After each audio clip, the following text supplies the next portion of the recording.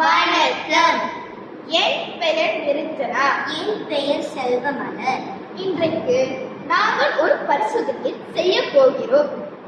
நம்மளின் பரிசோதனையின் தலைப்பு தொடர் மின்சுற்று, இணைகோடு மின்சுற்று.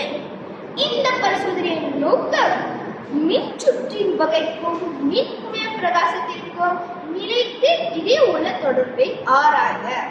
இந்த பரிசோதனையின் கருதுகோள் இணைகோடு மின்சுற்று அதிக பிரகாசத்தில் ஒளிரும்.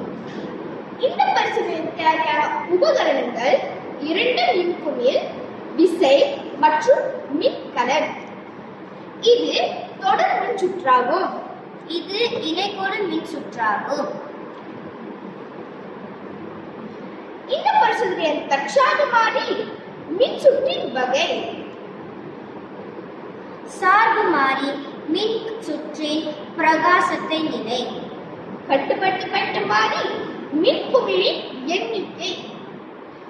இணைகோடு மின்சுற்றில் ஒன்றுக்கும் மேற்பட்ட பின்னோட்ட பாதையை கொண்டுள்ளதால் மின்குமிழ் அதிக பிரகாசத்தில் ஒளிரும்.